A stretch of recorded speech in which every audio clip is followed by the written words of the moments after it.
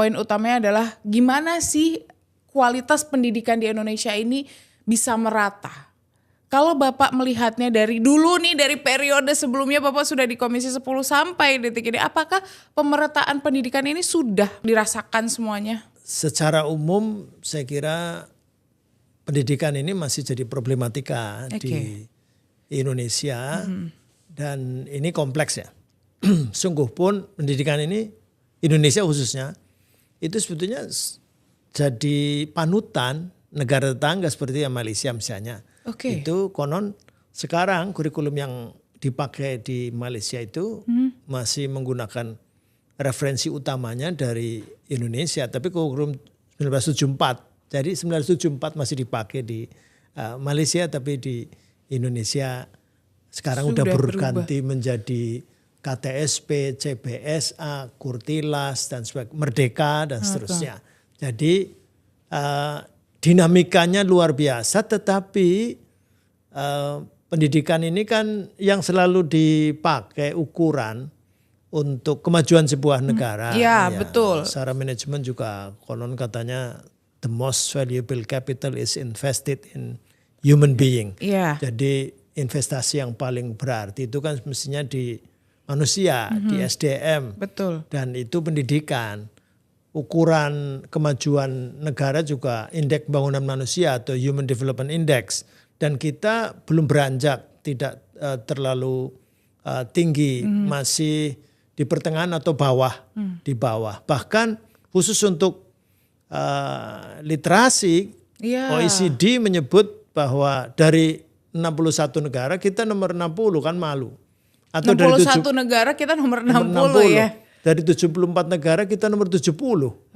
Itu kan nomor 5 dari bawah. Ini saya kira ya literasi, numerasi dan sains ya, tiga-tiganya. OECD masih membuat laporan sampai 2022 begitu. Jadi sekali lagi secara umum seperti itu. Belum kemudian tadi disebut apa merata atau tidak dan seterusnya. Ini sekarang di Komisi 10 sedang ada panja pendidikan di daerah 3T dan daerah marginal. Berarti itu sudah mulai fokus untuk artinya bahwa dirasakan bahwa pendidikan kita masih ada gap antara kota dan desa, antara yang mungkin Jawa dan tidak Jawa dan sebagainya. Nah, ada 3T itu paling tidak ada 62 kabupaten kota. Tapi ini sedang kita sorot untuk kemudian tidak ada keluhan lagi. Saya pernah ke Sebatik ya, Kalimantan Utara, yang sebagian ikut Malaysia, sebagiannya Indonesia. Ada 30.000 pegawai pekerja sawit, anaknya nggak bisa sekolah karena nggak ada sekolahan di sana. Real itu di situ. Jadi akhirnya ada volunteer dari Makassar mendirikan sekolah tampal batas. Saya kira ini jadi catatan besar. Ini sudah berapa sih 70 sekian tahun 80 tahun kita merdeka, tapi kok masih ada anak bangsa yang masih belum bisa sekolah. Itulah faktanya. Jadi, tapi kalau Bapak melihatnya berarti artinya Bapak setuju kalau pemerataan ini masih menjadi PR betul, besar. Saya kira iya. Jadi ini mudah-mudahan membantu ya panja pendidikan di daerah 3T dan daerah marginal ini. Mudah-mudahan nanti hasilnya rekomendasinya bisa ditindaklanjuti oleh Kementerian Pendidikan Dasar dan Menengah paling enggak.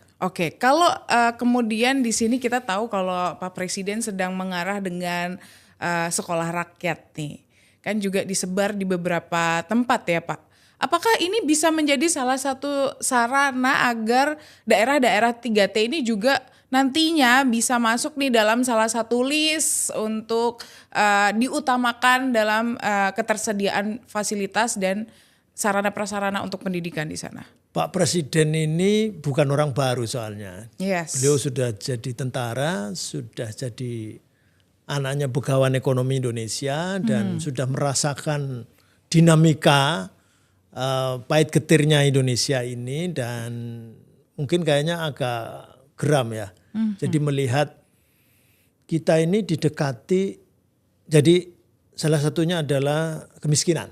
Iya. yang menjadi kayaknya jadi kekhawatiran, dan ini jangan sampai saya jadi presiden ini masih miskin terus masyarakatnya. Iya, Padahal betul. negara kaya raya.